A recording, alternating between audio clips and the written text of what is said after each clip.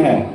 इसी तरह तीसरी प्रभेद है BG 3043, ये ICAR के नाम से होगा, वहाँ की प्रभेद विकसित की गई प्रभेद है।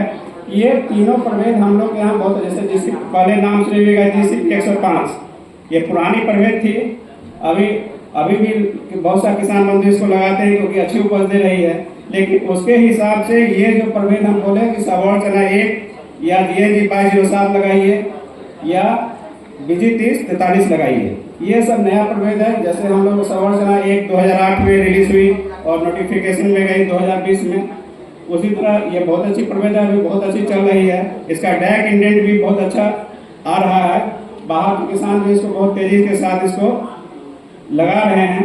तो किसान बंधुओं से अनुरोध है कि वे भी इसको लगा के एक बार देखें। उसी तरह अभी हम जो प्रभेद बोले वो है 1 से 30 नवंबर तक लगाने का।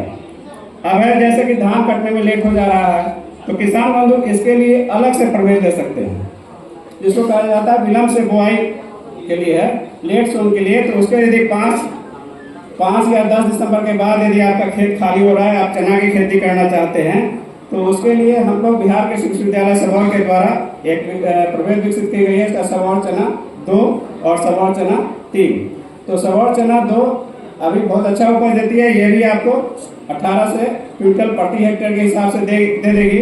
और इसमें भी जो पॉट लगता है उसमें देखिएगा कि 2 पॉट एक साथ लगता है एक पेडिसिल पे, ये इसका खासियत है। और ये ताप सहिष्णु प्रभेद है।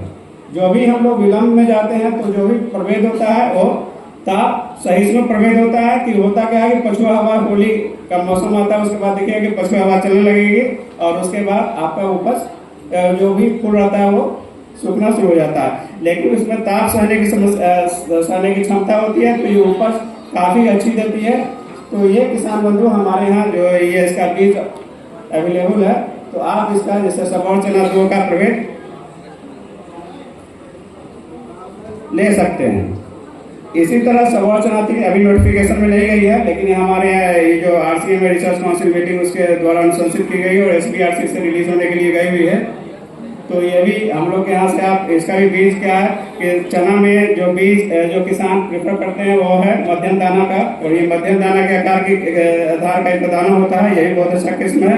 इसके साथ GNG 2299, ये भी जूनागढ़ की वैरायटी भी बहुत अच्छी वैरायटी है। इसमें भी आपको 18 क्विंटल प्रति हेक्टेयर के हिसाब से ये जो भी हम प्रभेद बता रहे हैं, ये जो उक्ठा और ये जरगमन और जो फली से कीड़ा है, इससे आपको निजात दिला सकता है।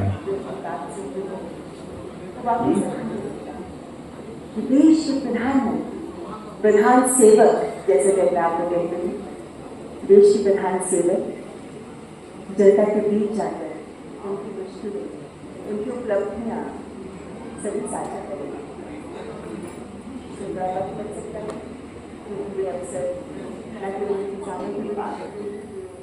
भारत दुनिया का दूसरा सबसे बड़ा मत्स्य उत्पादक है और जन सोचिए वैश्विक उत्पादन में हमारा योगदान भी 8% है। जलीय कृषि में भी उत्पादन में हम दूसरे स्थान पर हैं। झींगा उत्पादन निर्यात में तो हम अग्रणी हैं। कैप्चर फिशरीज में भी हम दूसरे सबसे बड़े उत्पादक हैं। और यूं देखें तो भारत मत्स्य संसाधनों में बहुत समृद्ध है। यहाँ की नदियां, जलाशय, तालाब, झीलें, कितना विशाल नेटवर्क है हमारा।